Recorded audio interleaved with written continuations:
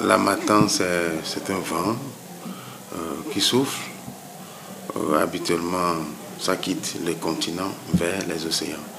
Et ça quitte le nord, dans la région de l'Europe, et ça balaye toute la région du Sahara, et ça descend vers l'Afrique.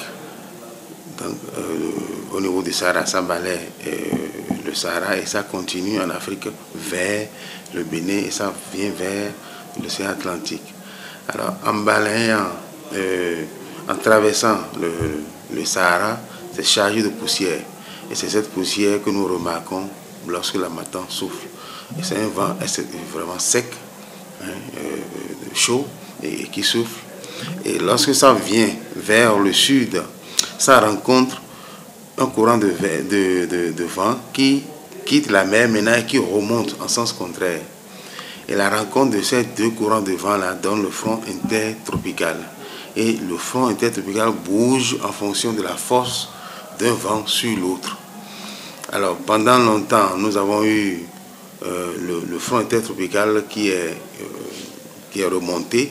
Donc, le vent qui quitte la mer et qui souffle vers le nord a eu à repousser le front intertropical, ce qui fait qu'on n'a pas ressenti l'harmattan, mais l'harmattan est déjà en activité depuis. Alors, il s'est fait que maintenant que ce vent d'harmattan a eu à repousser le vent qu'il a maintenu en haut, ça l'a repoussé vers le sud, c'est pourquoi nous ressentons maintenant. Mais il faut dire que le régime de l'harmattan, on l'a souvent à partir du mois de décembre, janvier, voire février. Donc, l'harmattan que nous avons maintenant, ce n'est pas une anomalie. Ce n'est pas que c'est à cause de ça qu'on dit qu'il y a un changement climatique.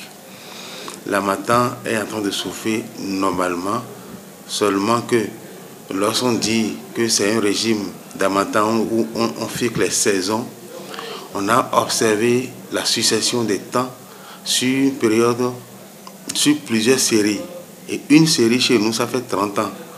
Donc, on a observé sur plusieurs séries, plusieurs fois 30 ans, avant de tirer la conclusion pour dire que en décembre, janvier, février, il peut y avoir le vent d'harmattan souffle.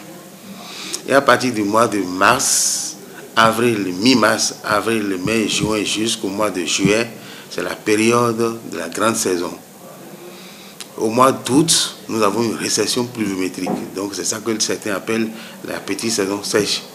À partir du mois d'octobre, novembre, vous avez encore la petite saison des pluies et on redémarre à partir du mois de novembre, décembre, janvier, février avec le régime d'harmattan qui est la saison sèche.